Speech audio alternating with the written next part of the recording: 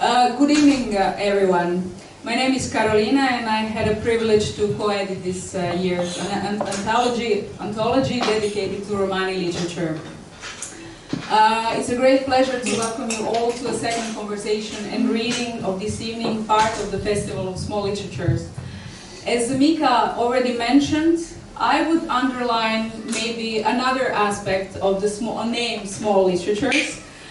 I think it's also important to say that those literary traditions are, due to various historical, political, and institutional reasons, have been rendered less visible, marginalized, or underrepresented in the mainstream publishing and cultural discourse. But yet these literatures, despite their relatively invisibility, carry immense artistic, historical, and political significance.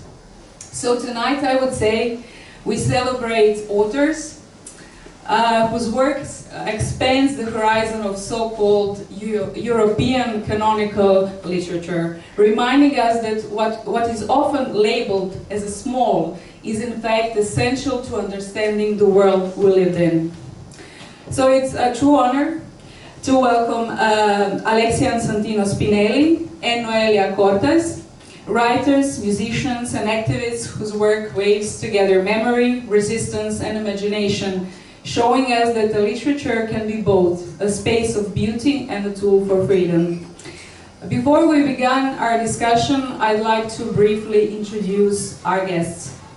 Santino Spinelli, also known by his artistic name Alexian, is an Italian Romani writer, poet, musician, and a scholar. He teaches Roma culture and language at the University of Chieti Pescara. Now in Sapienza in Rome. Sapienza in Roma. And is internationally recognized as a promoter of Roma identity and cultural heritage. His poem Auschwitz, dedicated to the Roma victims of the Holocaust, is engraved on the memorial at Auschwitz. As both as a musician and a poet, he reimagines Roma traditions through art, music, and education, giving them new resonance in contemporary world. Noelia Cortés, she will be joining us via Zoom, is a Spanish Roma poet, essayist, and activist. Her poetry collection, Del Mar a la Muerte, brought her wide recognition, and Mujer Hoy magazine listed her among the women shaping the future. In her essay, La Higuera de las Gitanas, she explores the right of Roma people, especially women, to a space within literature and education. She also contributed to the collection essay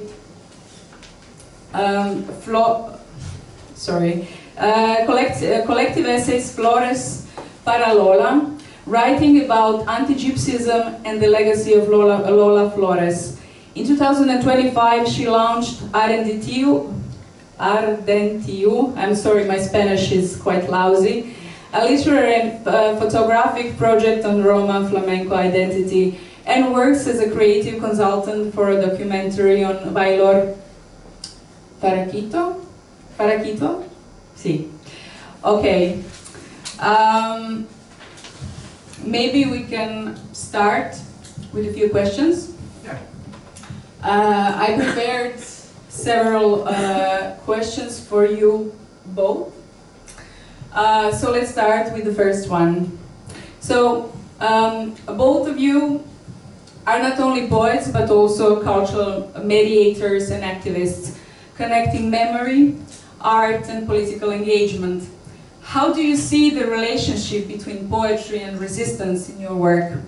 Can poetry be a political act, especially in the face of systemic oppression and violence?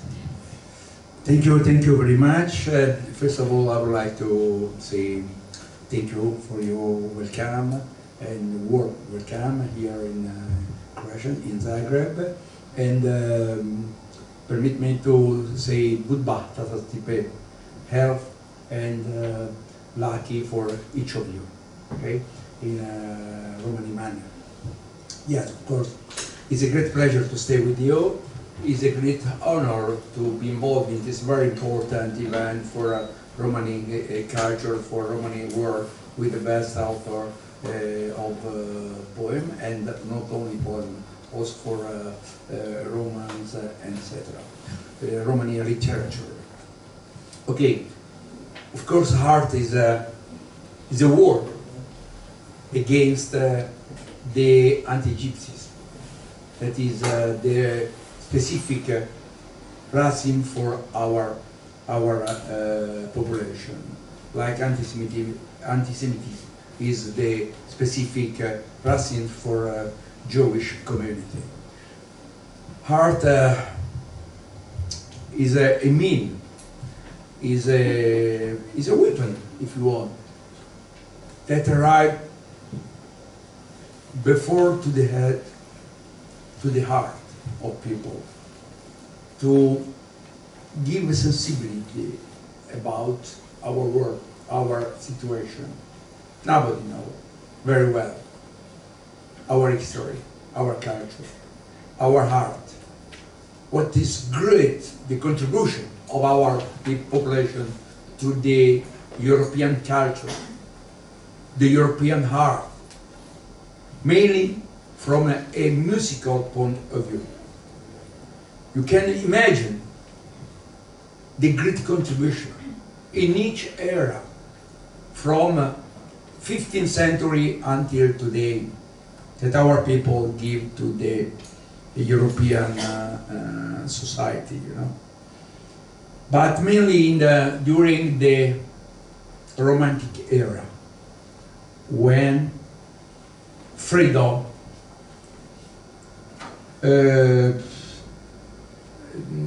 nationalism, the valorization of the culture, local culture, became some very important principle for the many European nations. And our contribution was very, very important. Among the great composers like Schubert, like Brahms, but mainly Franz Liszt, take our music. Liszt make an epopea of the Romani music. The great composer from the Romantic era on give us a great valorization. Smetana, Ravel, Debussy, Mussorgsky, Tchaikovsky, Dvorak, Bela Bartok. We speak about the greatest composer, the European composer. They take our music, they valorize our music and put it in the classical music. Great valorization, but not reconnaissance to the Romani people, Romani community, to this great contribution to the European art. This is the problem, okay? And nowadays, what the public opinion knows about Rome? They stole children, they are nomad, they are gypsy, zingari, or Tsigani, okay? In a very offensive way expressed against Roma. You know, the Nazis, the fascists in Italy, what did? They deported our people like gypsy, no, like zingari. Zingari, from an anthropological point of view, is heteronyms. Roma is the ethnonym. It's a great difference from ethnonyms and heteronyms. Heteronyms is when a people call another people in a very discriminated way. Ethnonymous is the way in which we represent ourselves. And you know what means Rome or Roma? Human being. Zingari, come from a particular heretical group, but also in Romania is synonym of slavery. Very negative way to express to our people. So, what I want to say, that first of all, when you don't call us Roma, means that you don't recognize us as human beings. If someone not exist, not have rights, human rights, this is very simple to cancel human rights. Don't call the people like human being, but as a stereotype or through the heteronyms. That's very, very important. Until now, our people suffer of discrimination on ethnical basis, from the I'll say Renaissance until now. In more than 60 century, what changed for Romani people in Europe? Not so much. Not so much. The majority of European people don't know anything about our wonderful literature, our wonderful language, our wonderful culture, our wonderful art, maybe something about music, but at the folkloristical level, non-artistic level. This is the difference. For this reason, I am very, very involved to promote art, not stereotype. I will give you a word, Noelia. Do you need do I have to rephrase the question? Because yeah. we obviously moved from originally question, but you open so many important questions. So I did ask, I mean, yeah, do you want me to repeat the question? For me, in Spain, it's very difficult to separate the concept of poetry and the concept of social justice. Just the same way it's used as a weapon to make people hate us, as well, we have to use it to tell our own story, because they won't write it in the archives. Like, we have to pass it through somehow. It's almost like folklore, like telling your granddaughter what you went through when you were younger.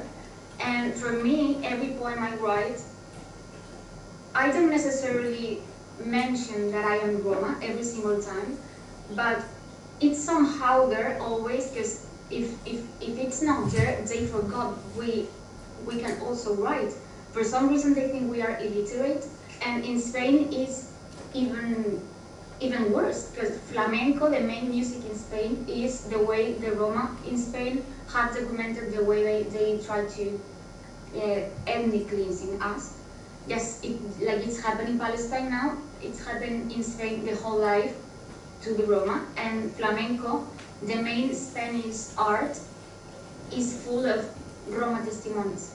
So for me, I can think of one thing without the other. Thank you so much, both. Let's move to second one. Yep. Maybe I'll skip actually the second one. Yesterday in the opening conversation, Ruždija Sejdović said something really interesting and important. When literature is confined to a national frameworks and national language, it's like a bird in a cage.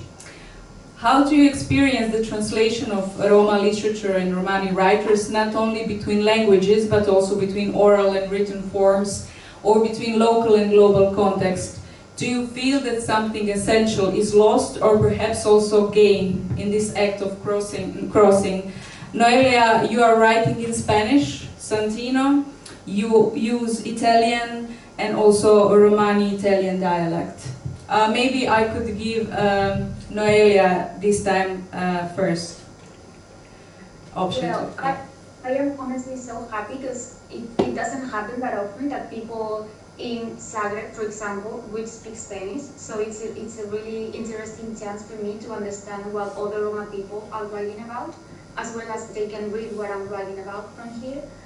It makes me sad because sometimes in Spain people hire like a Polish translator to translate papuza word, for example, and they always do it in a racist way. I can explain it why, but if you read it, you know that's not what papuza actually wrote, and she's not really capable of understanding what papuza was saying. It's just an example, but for me, that this is all focused on Romani literature in Europe, it's very important, and I think it's very new somehow. Yes, it must underline that the literature, the art, is the expression of our Romani, our identity. So, for this reason, is a war against racism, etc. But it's also a means to promote our art, our people. Of course, when you want to integrate a population, you must know something. It's very important, the dialogue, the confrontation, okay? So it's very important for each of us to feel part of the society, of the world that is around us, okay? It's normal, I say, that I can leave something to earn other thing, okay? This is what means inclusion, what means integration. They are something that encounter the other part and became one thing only, okay? This is very important to underline. Many times our woman, Romani woman, must change the dress, for example, to be accepted in a bank. I have my cousin, this is a director of the bank. She can go to the bank with traditional dress. You understand? They're normal. She dress in a normal way. For example, you can see that I am not the great golden. Oh, yes, I have. It's all a very good one, lion. But this is not make me a Roma. You understand? So I can change something to not. What is very important to keep is our identity, our value as Roma, our philosophy, our moral, ethical, moral value. Okay, this is very, very, very important to keep. Our language, our music, our tradition. That's what makes me a Roma. This is my real identity. So, that to answer to your question is it's normal. I think that in a process of integration or inclusion, we lost something, but we earn also other things. This is the process. Thank you, of exchange. Yeah. Noelia, your poetry and essays are deeply political, grounded in feminism and the critique of systemic anti-Gypsyism. How do you see the role of the writer today, especially the Roma women writer, in navigating these intersecting struggles? I ask this not to essentialize either gender or a national or ethnic identity. We know there are social constructs. But I open a space for a reflection on your political and creative position. Is writing itself a form of activism, or do you see it as something that transcends those labels? We cannot hear you. Sorry, I was taking my microphone. I think both things are true. Both things can be true. Like it can be a form of activism, but it doesn't necessarily has to be just because we talk about being Roma. Like sometimes you're just talking about what you go through in your daily life. Like it doesn't mean you're making a political statement. Like I don't know where to draw the line. Sometimes it bothers me that everything I write is labeled as activism, because sometimes it's not. It's just being creative, but from my own cultural imaginary. So who's to say what's its thing? But on feminism and literature, I always feel weird. I always feel like something's not right here, because a lot of people use the Roma as some kind of literary figure, just to add something to the plot or some spice to the poem, but they don't write about real Roma people. So once you do it, you have to deconstruct this racism they've been building through the years. And same thing happens with feminism. A lot of feminist women welcome Roma women in a way that's almost offensive, like, oh, I can't believe someone like you would be here. I'm so happy someone like you would be interested in this. So I think we have to fight a lot to actually feel like we belong there. So that's why it feels like activism, but we have the same right as everyone else, and that's just the way I feel it. Thank you very much. I think that is the time to say some poems. I think we should switch and read some poems. I read poems. Yes. Noelia, would you like to read first? Okay.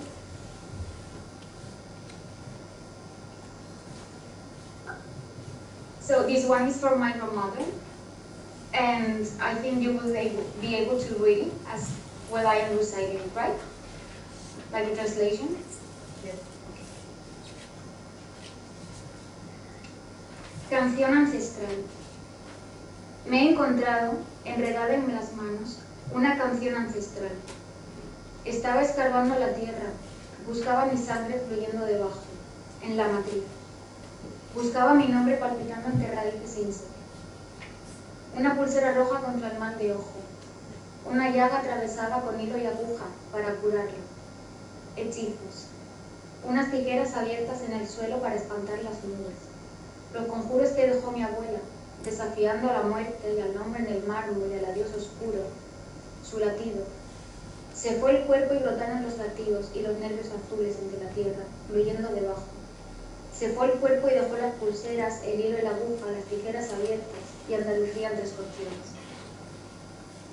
That was the first one. Qué maravilla. Enhorabuena, Noemi. Gracias. De verdad, me ha tocado el alma. De verdad. Muy, muy bien. Pero joven, también una grande poetesa. Enhorabuena. Are you going to read an open one? Maybe you can read, the next one, please. Me or? You can continue our selection of 3 poems. Okay. This was written to the music industry in Spain, which steals everything the Roma do, but never give the money to them. They put other people to them. A ti que te proclamas dueño del ruiseñor que se te antoje. Pagarás el oro que baña los barrotes que lo custodian. Pronunciarás con gran precisión su nombre en latín. Estudiarás sus patrones migratorios, la matemática del vuelo. Forzarás trino y gorjeo a cambio de alimento.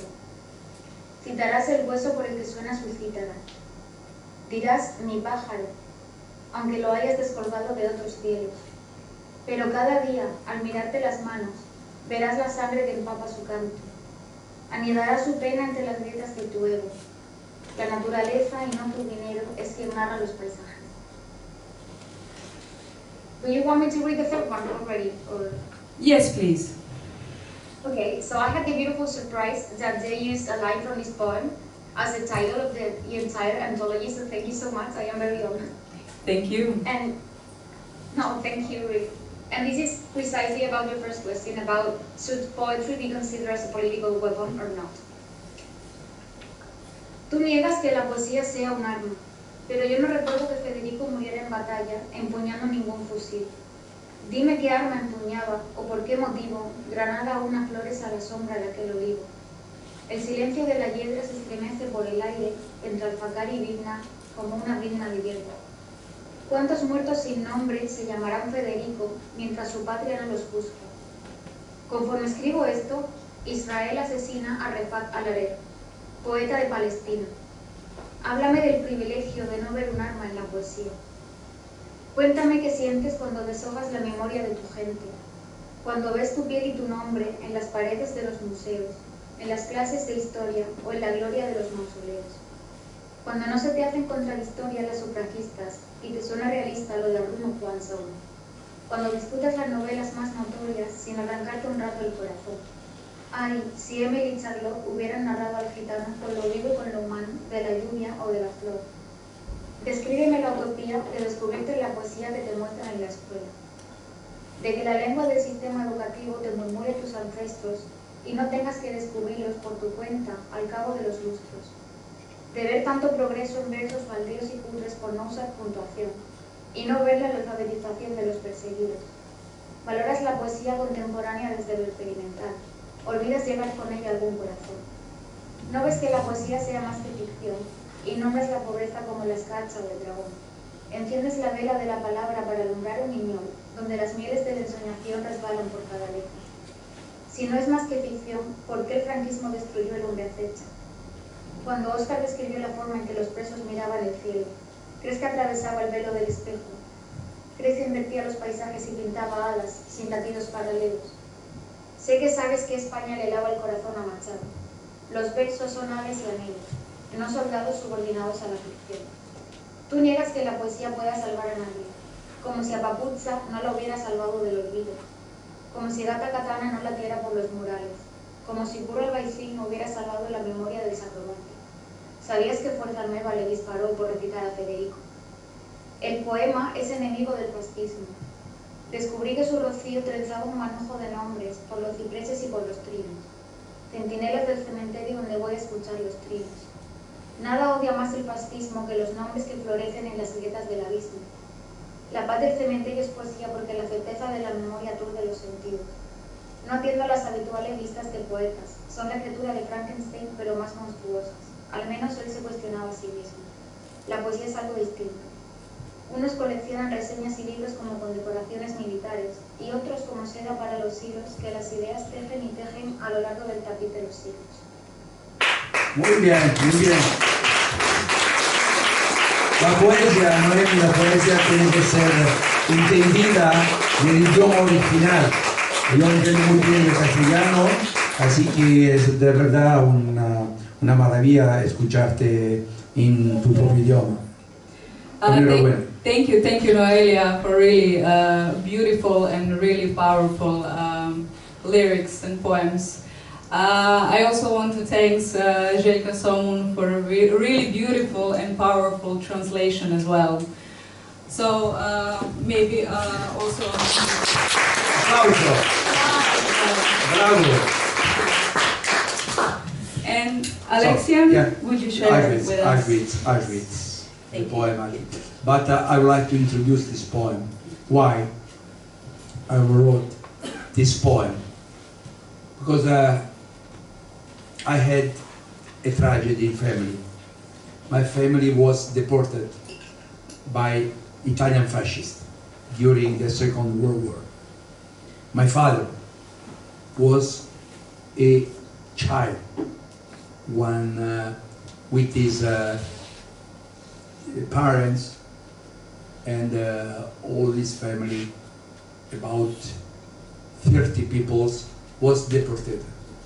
At that time, you must know that Italy was divided into parts.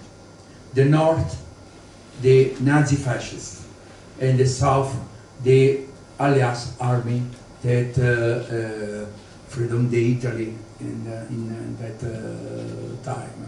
And the Gothic line divided these two counterparts. Okay? North Nazi fascists and South allies. Okay. My father, with his family, was taken in Abruzzi, where I live. Not so far from the Gothic line. Okay? He had a great lucky. He was deported, not in the north, but in the south of Italy. Okay? This is great lucky. Why? Because the American and English army arrived in Sicilia, you know, and they go toward the north, Italy. Okay? This is great lucky for my family. Why? If they passed the Gothic line toward the north, maybe from Venice, from Trieste, and from Peschiera, they can take one of the train, they bring them and the other Romani family in Italy toward Auschwitz, toward Mauthausen, and toward Dachau. And maybe I am not here with you this night. Okay? So for this reason, I wrote this song, this poem. Auschwitz, Moshuko, Kiakale, Bushishurde, with Ilochindo, Bidoch, Bilav, Nikt, Robibe.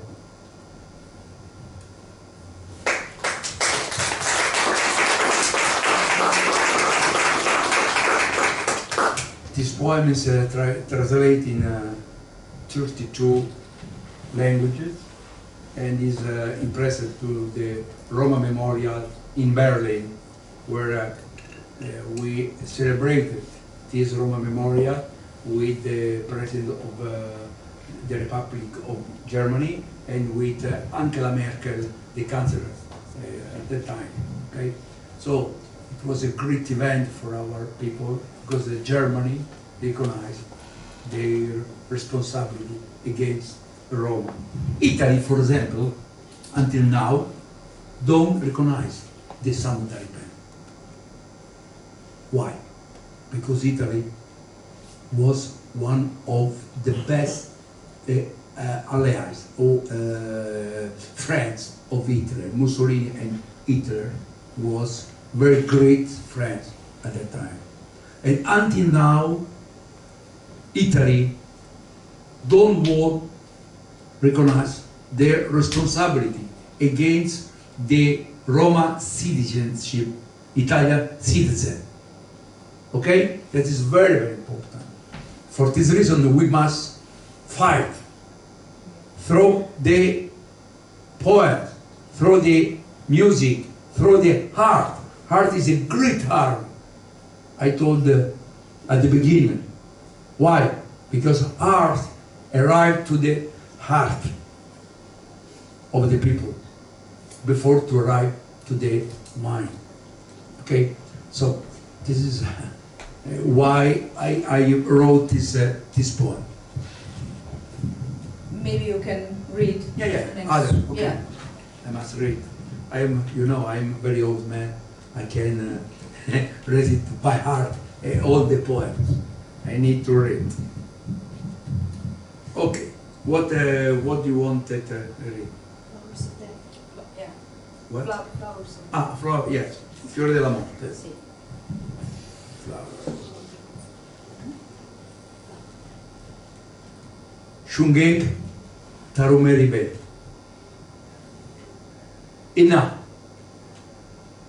Na čven Shungengre Andrečik tri Auschwitz. Kya ningade. Shiremurade. Khalemas pinime. Andre Kalo Shiro di Shungengre. Shungengre perdedrulo. Ningade. Tari brava, ande berbinyandr barbaruli, tekane, break murade, prendon che li beme, ribignangre, bilia, giungalia, sarcar muse bocale, uprar chi shung, immas, carmale, fruni beguluri triteme, musiabi mistipe, andre, o me la dopani, arum meribe, nafer, o dirinipe, e na ci veni shungeng, ander circ di Auschwitz, che reni cialo, o te, arum mistipe.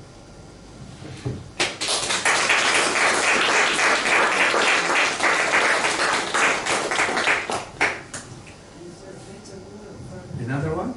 Okay. What is the better? Okay, the better one.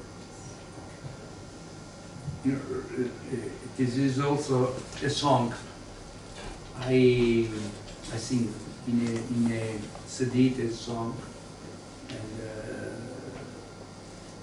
it's a very particular. It's a poem, but at the same time text of song. Printem fedele. Prisodi che se tu ropral salindur tu no. E na cosh chi con na prengicares. Tana dic sull'immurtita le gene. Dic andrò tiro i ghi. T'adde tiro vast. Chi con a molta del ni sabbe. Iau panghi tu te cane, parba su te. Ninca vase le merbe, li boc, tacona che re na feli che ci avore. Vario vaso mistipe, o te me menc, a cammere nessuno, ne teme federe, tala ciopre se assare, o cam, dutarelo drom, o calipe frica nasavri. O chi assale, chi shungeng, o mordevele, mero, o mordevele tero, so sì, tandreo io abbiamo devele, shungeng, dic me sarne pra, te cane parva su te, te cane a parva su te, vario vaso mestipe, vario vaso camipe, sa te cane, parva su te. Vario vaso mistipe, vario vaso camipe. Sate cane parvaso te, sate cane parvas te.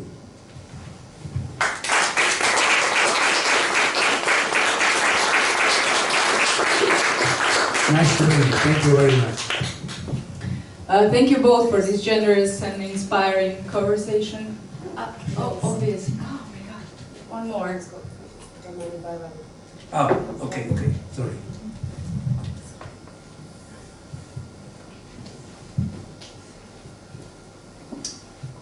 Romano Barbalipe. Yeah.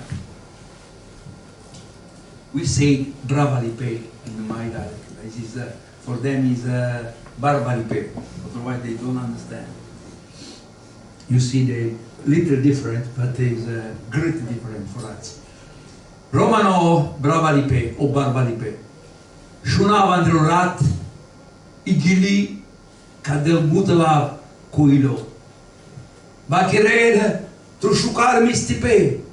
Va querer taru Romano Barbalipe. O Roma si ochulai ti cavatem. Per di che toilo brava la re. Shunava androrat igili Adel Buddha lavo coilo, va querer triagurica pabarel, va querer triciligna, André Cotte, odrom, asi prorom, umur de ver, talichave, ofiter, barbalipe.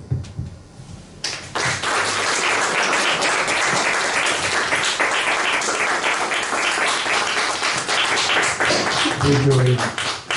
Grazie mille in italiano. Grazie mille a tu. Grazie. Really, thank you both. It was really wonderful and powerful hear you and hear your words and poems. I don't know, maybe we can open floor for a question, if you are not too tired and not too overwhelmed with those poems. I have a question for Noelia, because she raised an issue of Maybe here, yeah, so we can see you. because she can't hear me.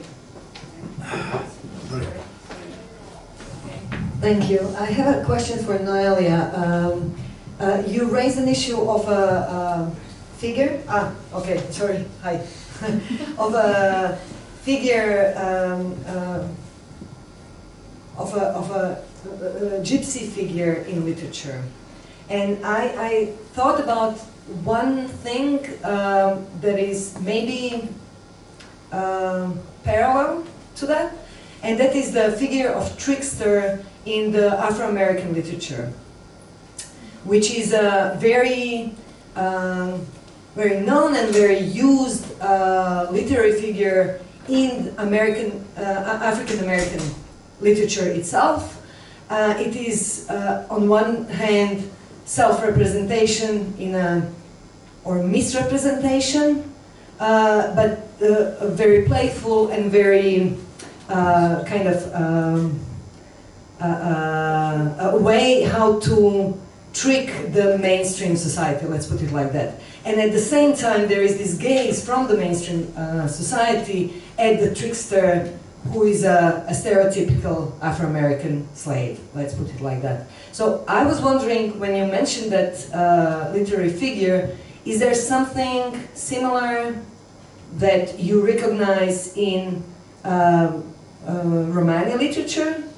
A figure that kind of correlates to that, some figure that is, in a way, middle finger to the mainstream culture, but also a communicator in a way.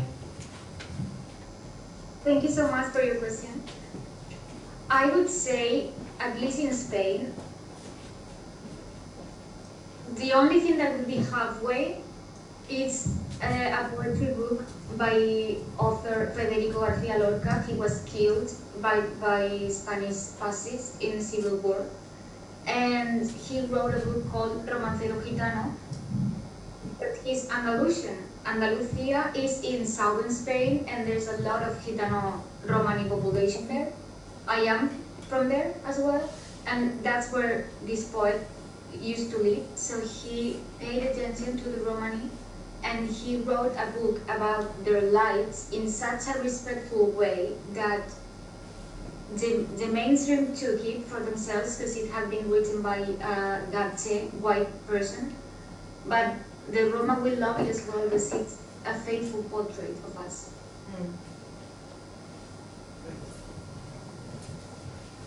Anybody else?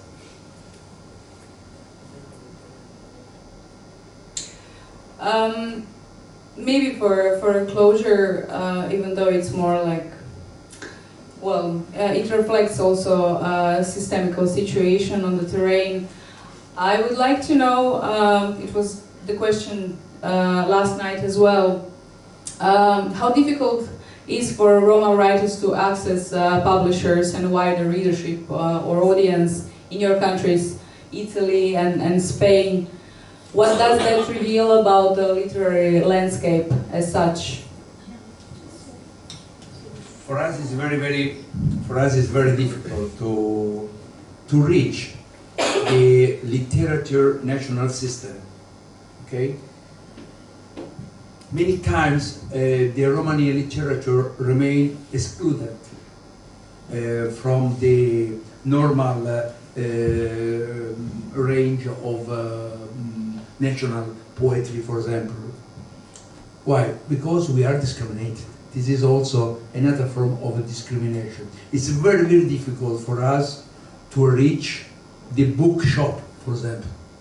Many times we publish in a private way a certain number of copy of the books, and we can sell them in a special occasion. but not in the national books shop. Okay, it's very difficult. In Italy, I arrived at to the book shop book. You can, for example, buy my books, but mainly for essay, not poetry. Essay, books about Romani language, Romani culture, Romani music, Romani history. It's okay, right? But poetry, Romani poetry, is really very difficult to arrive in the system, the national book system. Okay, it's very. I think that in all Europe is the same. I think also for Spain or Romania or Germany is the same. No? You say that yes. Impossible. For poetry. The essay is different. Because my students can buy in the store, in the bookshop, but the essay, not poetry. They are different. Okay. And when you are writing on a dominant language, it's Italian, of course, in Italian. But it's impossible. A Romani language can arrive in the book. Why? Because nobody knows. The public opinion does know that exists a language. You know how many times I learned that, why? Because Roman people have a language. It's not an argot, a special criminal language. Do you understand? This they think that we are invented our language, argot, or dialect, or I don't know how to say, okay? To cheat against the guy. Yeah. Only to masquerade our criminality, because all gypsies are criminal. Everybody knows that. We're born criminal. Okay, this is what said, for example, the anthropologist, the Italian anthropologist. The name? I'm retired. What's the? I have the name here, but I don't know. Okay. maybe afterwards. Yes. Yeah. But it was a criminal anthropologist that said that. Okay, and give the Nazis and the fascists the opportunity to say that all Roma people must be out of the society. The racial law that the fascists published in 1938 against Jewish, but it was also direct to the Roma people as criminal. Okay, because this anthropologists say that. Noelia, do you have some comment, and you could share maybe your own situation and perspective? The editing world in Spain for the Roma, we are called Gitanos here, not Roma, by the way, the word is Gitano.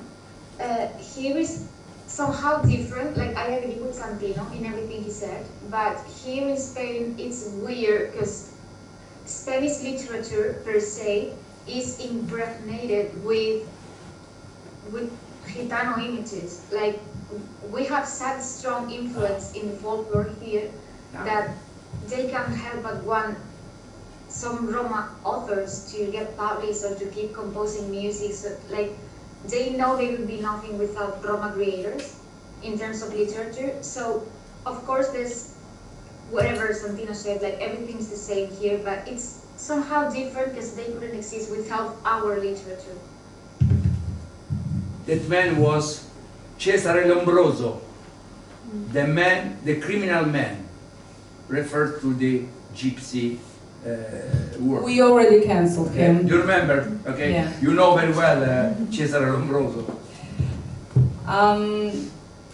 I think we can close the deal for tonight. I really thank you both. It was wonderful, and it was my pleasure. So thank you both for a generous and inspiring conversation once again, and And I hope to see you again. Yeah, thank you very much. It's a great honor for us, but also it's our duty to give to the public opinion the real information about our people, about our literature, about our culture, because there are too much fake news about Roma. I hope that I and my brother and sisters contribute to give you the opportunity to know us in the best way. Thank you very much. Thank you. Good basta,